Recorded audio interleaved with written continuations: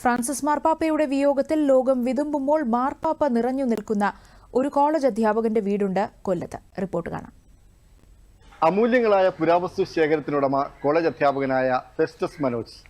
കാലം ചെയ്ത ഫ്രാൻസിസ് മാർപ്പാപ്പയെക്കുറിച്ച് അറിയേണ്ടതെല്ലാം ഫെസ്റ്റസ് മനോജിന്റെ ഈ വീട്ടിലുണ്ട്. നമുക്കൊന്ന് നോക്കാം.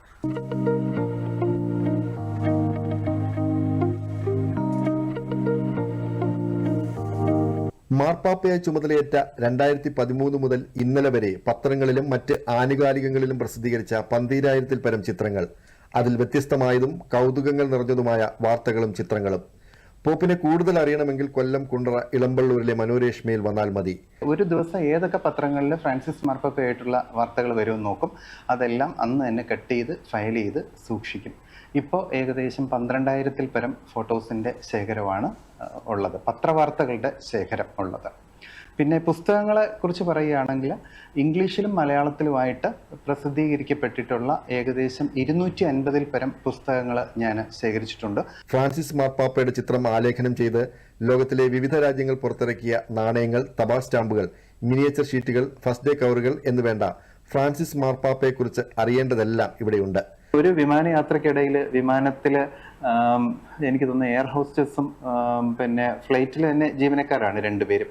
അവർ വന്നിട്ട് അവരുടെ വിവാഹം നടത്താൻ കഴിഞ്ഞിട്ടില്ല എന്ന് പറഞ്ഞു. കാരണം അവരുടെ ഇടവക പള്ളി കാറ്റിലും മഴയിലും നശിച്ചുപോയി. അത് കാരണം അവരുടെ വിവാഹം നടത്താൻ കഴിഞ്ഞിട്ടില്ല എന്ന് പറഞ്ഞു.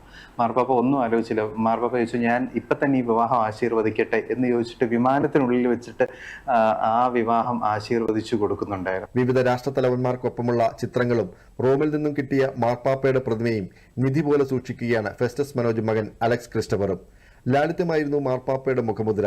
സ്വജീവിതത്തിലൂടെ അത് വരച്ചു കാട്ടുകയായിരുന്നു മാർപ്പാപ്പയെന്ന് വായനയിലൂടെയുള്ള അറിവിൽ ഫെസ്റ്റസ് മനോജ് പറയുന്നു.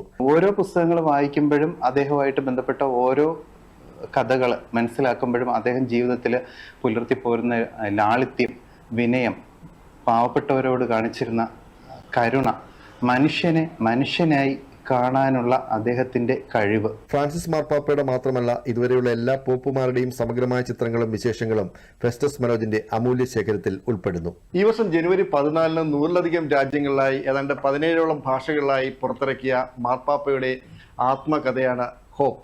ഈ ഹോപ്പിൽ പറഞ്ഞതുപോലെ പ്രത്യാശയുടെ യാത്ര അവസാനിക്കുന്നില്ല. അതെ, പ്രത്യാശയുടെ യാത്ര അവസാനിക്കുന്നില്ല. ഫെസ്റ്റസ് മനോജിന്റെ ഈ അപൂർവ ശേഖരത്തിലൂടെ മാർപ്പാപ്പ കാലം ചെയ്തെങ്കിലും ഇന്നും ഇവിടെ ജീവിക്കുകയാണ്. ദൂരദർശൻ വാർത്തകൾക്ക് വേണ്ടി കൊല്ലത്തു നിന്നും സത്യരാജിനോടൊപ്പം ബി ശ്രീകുമാർ.